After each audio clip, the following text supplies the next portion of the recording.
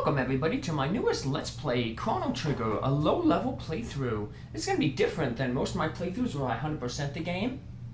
Where I want to fight every single enemy, show off all their stats, get all the treasures, do basically everything the game asks you to do. Instead, it's going to be a challenge run where I'll be going through the game at as low a level as possible. So, one of the reasons why this is kind of possible in this game is most encounters are avoidable, unlike most RPGs that I've been playing, where encounters are random, they just pop up in the overworld. Most of the encounters, like 95% of the encounters in this game, you see the characters, the enemies on the screen, so it's just a matter of avoiding them to avoid the battle. Some places, though, there are places where battles trigger no matter what. You'll step on a certain tile.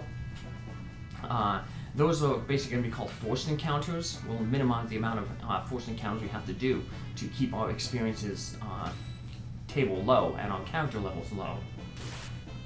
So, I'll eventually end up doing a low-level playthrough of Final Fantasy V and Final Fantasy VI. So yeah, quite a few challenge runs coming up here, but I figured I'd do this one first. I'll also do a second playthrough of this game. One of the interesting features about this game is it has a New Game Plus feature.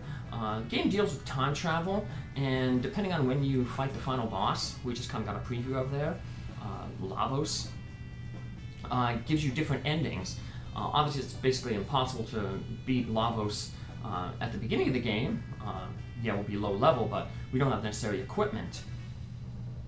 But in a New Game Plus, when we have like availability to equipment and stuff, we'll make up for our low levels. You know, you can defeat Lavos at different time points, and they give you different endings.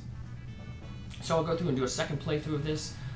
We'll actually be, 100%ing it, getting everything, showing off all the dialogue, getting all the treasures, and showing off all the different endings to the game as well.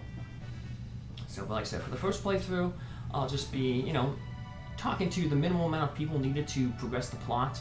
I'll fill in some parts of the plot as I go, but for the most part, this is more geared toward people who are probably more experienced with the game. It's just a unique, like I said, little challenge run to accomplish. So, we're seeing a few of the bosses here. I figured I'd let the thing run. The game has a really interesting soundtrack, really good cast, small, well-developed cast. That's why a lot of people didn't seem to like the sequel to this, Chrono Cross, which dealt with like parallel dimensions. It changed, instead of a small cast, well fleshed out, really large cast, where a lot of characters really didn't have much of a background or relevance to the plot. Everyone here is pretty relevant, so you may not actually see all that relevance, so like I said, because I'll be blitzing through the game, but I'll point things out as they happen. So if you are new, never really played this game, well, I'll give you some ideas. You're not totally lost. So the game starts in 1000 AD. We'll be traveling through different time periods.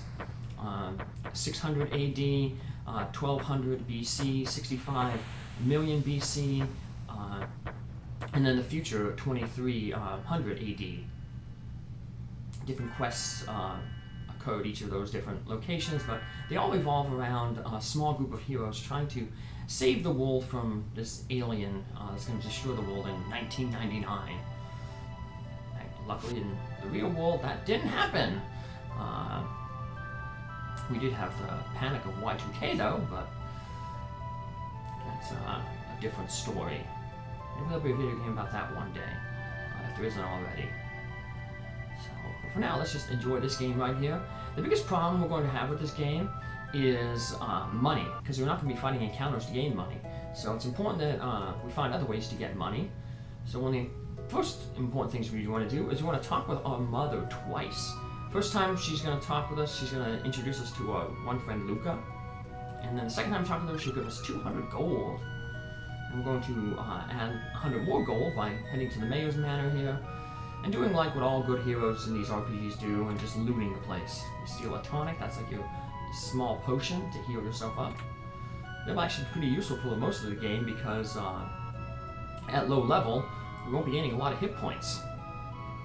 So a lot of times the tonic will be enough to heal ourselves fully. So here we start off in the Millennium Fair.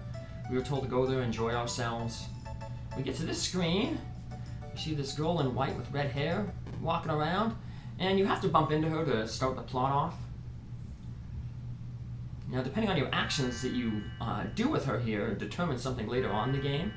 So I'm going to be a real good gentleman to her because it helps me with the money situation later on. Oh no, don't tell me I lost it. So the first thing you want to do is you want to talk with her before you go grab her pendant that she dropped. Then when she asks for it back, give it back to her. And be a gentleman and allow her to accompany you. And she says she's not really new, she's new to the area, she doesn't know much about the place, so, which we'll learn is kind of a lie, but also her name will be a lie, but we'll spoil that later on in this episode. But our main goal, like I said, is to be as nice as we can to her. So there's a girl here who's lost her cat. We're going to head over to the left here and talk with that cat up there. Do not talk with that little pink bag there. That's the old man's lunch. And if you take it, well, later on, he will basically call you a thief, and that will put your chances in this trial that you're going to go in. But right now, we're just establishing that we're a good person in front of Marley here. One way to do that is get this girl's cat back. You talk to the guy on the right to do like a mini game, drink soda, there's a bunch of mini games here. There's a foot race you can bet on. There's like this strength test. There's a robot to the left you can beat up. You get these things called silver points. You can use the silver points to get other prizes, play other games. And you want to talk with this guy, Melkor the swordsmith. He's going to play a very important role in this game. So, he's like an older man, but he's really, really old. And he's going to learn he's going to travel through time too. But we're just going to talk with him. He's going to ask to buy Marley's pendant, but we're going to say, make sure you say no. Otherwise it looks like you're greedy. And then once you talk with Melkor, talk with that lady sitting at the fountain. And that'll clear out these two guards who are blocking the way to our friend Luca, her invention. Luca was the girl that our mother told us about when we first woke up. And right here, don't do anything. If you try to leave, she gets mad at you. She calls you a kidnapper, like, what, are you trying to kidnap me or something? Trying to pull me away? Don't do that, so just stay patient. Get a little bit of dialogue here. The king is distressed over his tomboy of a daughter. Who could that possibly be? Well, here we are. Here's Luca and her father, Tabin. Characters are all unique, but they do kind of fall into like a class archetype, in a sense. Chrono's kind of our fighter. Marley here is going to be your like white mage. Luca's more like your black wizard. She has a really high magic stat. All characters were able to use magic despite their class, but it's unlocked through a secret later on in the game. Before you learn magic, though, you can learn things called techniques, which are kind of like magic, but they don't require magic. They still require magic points, but there's an in-game universe reason why some people can use magic and some can't.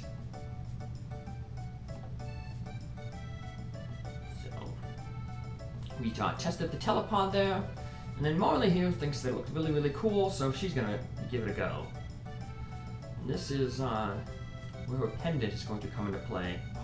Yeah, that pendant was introduced right away, and she dropped it as soon as we bumped into her. And just goes to show how important that item is, because first of all, Melkor wanted to buy it. She said it has a lot of sentimental value, and it's going to kick off what's the major event here that's going to throw the plot into motion, the opening of a time portal.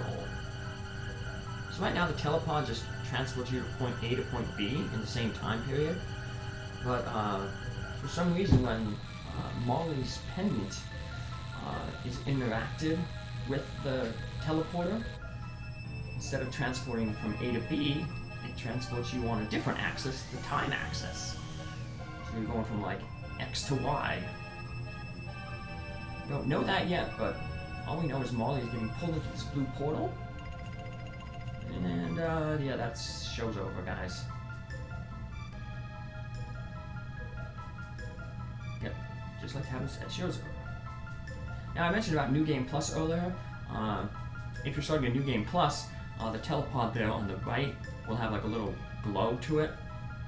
You can teleport back to the last boss right there, but you won't be able to do that right now because one, it's not a New Game Plus, and two, we would have no chance against the last boss. So, but yeah, depending on when you defeat the last boss, you get different endings. And when I do my second playthrough, I'll show them all off. But here, Chrono is going to volunteer to go try to find Marley. Luca tells him that hey, the pendant is the key, hold on to it. And that pendant's going to be the key in more than one way. So, the pendant will play an important role in this game. I'll talk a little bit about the key function of the pendant a little bit later. If I did a little more exploring, I could have showed off what that pendant will be, a lock that pendant will open later. But we'll run into it real quick pretty soon, so like I said, I don't want to do a lot of exploring here because, like I said, exploring potentially runs into encounters, and we want to avoid them as much as possible. So Chrono holds on to the pendant, he gets pulled into this portal. He's going to end up somewhere. We won't know where he ends up. It won't be until Luca follows him and basically spills the beans of everything that's happening. This gives an idea of what the whole entire plot revolves around. So here we're going to run into the only encounter that Chrono is going to gain experience from. So he tries to leave the screen, and these three blue imps appear. And Chrono is forced to fight them. He can't run away. If you try to run away, you get the message you can't run away. So, luckily, they only give 6 experience total. So, Chrono will not level up. Chrono will finish the game at level 1. He'll still be quite a powerful fighter because a lot of the equipment in this game is really broken. Between accessories, armor, and weaponry, your character can still be pretty strong. You can max out stats like strength, speed, without leveling up at all. Leveling just mainly gives you hit points and more tech points or magic points. So sometimes there are encounters that you can avoid, but you can run away from them. So pretty much going to be running from most encounters. There are some encounters that, like I said, you will be forced into, you can't run from. But there's ways around managing your experience with that. Usually involves knocking your character out, specifically Chrono, so he doesn't gain experience. Today we just got an accessory, the Power Glove. Increases strength stat by 2. So there's some enemies there, as you can see, just avoid them by just not touching them. And the max stats in any of your stats, like non-hit point, non-tech point stats, is 16. So I mean, having a +2 to a stat from an accessory is a pretty big percentage. You know, it's 1/8. So what's that, like 12.5% just from one accessory. Now there's a few bushes here that shake. Don't touch any of them except for that one there. The monster drops a shelter there, and that shelter is going to be important. It basically functions as a tent in like other Final Fantasy games, where you can use it as a save point to heal your character's hit points and tech points to full. But for us, we'll use that a few times. But mainly right now, I'm just going to be farming this monster and getting 99 shelters. I won't need all of them, of course, but they will be useful to sell. Every shelter we sell will give us 75 gold. So if I sell 75 of them, I'll get close to 6,000 gold. That'll be good for buying some equipment. And although the main thing you're going to be buying in this game is tonics for healing and other items. Items will play an important role in this game. And here the queen says she knows us, even though we've never met a queen. She's going to bail us out of trouble here with these guards. More importantly, give us free reign of the castle. Not really too much to do in the castle, but one of the things you want to do is loot treasure. So I'm going to come down here to the kitchen. Not over here. Went the wrong way. Down here there's ether. That restores tech points, which is your magic points in this game. You gain magic points through battle. You gain ability points. So first few abilities we're not going to actually be able to gain. When you unlock magic through a different event though, all the abilities that you would have unlocked before you got magic will unlock when you unlock your first spell. So that's how Chrono's going to get a few of his abilities. And there's these black boxes sealed with mysterious power. That pendant that Marley has is the key to opening them. So I said, yeah, that pendant's going to be a key to a bunch of things. It's going to be a key to doors. It's going to be a key to opening these locked boxes. But that'll be much later in the game. Much earlier in the game. Because later in the game chronologically, but earlier in the game in terms of time period. So we head to the left side first to loot the king's area, then have the right side here, and that'll take us to the queen's area. Well, we'll talk with the queen and find out why she's so friendly with us. Let's go talk with her in her room here. She has another treasure chest for us to steal. Another ether. Ah, there you are. And the queen dismisses her handmaid in there. Two handmaids. I didn't even see the one on the right there. And she's going to spill the beans. She's not really the queen. She's actually, as you can tell from the color hair, she is actually Marley. But they've mistaken her for the queen. Why they did that? We don't know right now. Marley should know, but I guess it shows her ignorance. But Luca, the smart scientist, will come and basically fill us in on what's going on.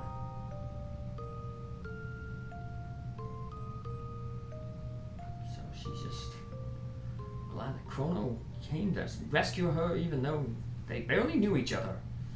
What, like less than 10 minutes? But hey, redheads can have that effect on you. I have plenty of failures with red-headed women in my life.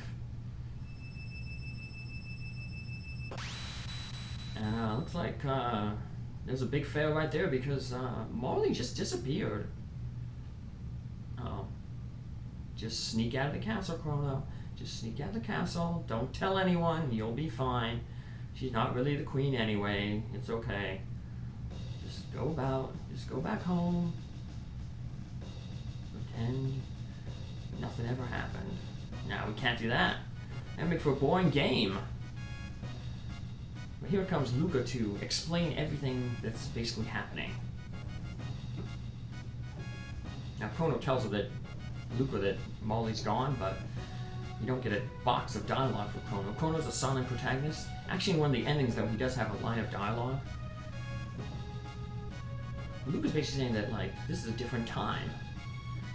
We learn that we are actually in the past. And in the present, 1000 AD, Marley is actually Princess Nadia. She's the queen of Queen Lene. The name we learned was the name of the bell. Remember when our mother woke us up, she said, "Doesn't Lene's bell sound really sweet in the morning?" Well, apparently back in 600 AD, Lene was kidnapped, and then she was rescued. But because Marley came back, they rescued Marley instead of Queen Lene, so they called off the rescue, which means that now Queen Lene is never going to be rescued, so she'll never be able to give birth to her daughter, and so forth and so on down the line, which means that Marley will never exist. So in order to clear up this time paradox, it's going to be up to Chrono and Luca to complete the rescue of Queen Lene.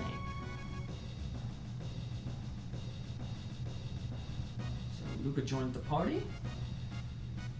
She will help us out to find the. She won't be the queen. She won't be the only one helping us out, but we'll be introduced to a new character, my favorite character, in the next episode. So take care. Have a good one. Thanks for following along. Take care. See you then. Bye.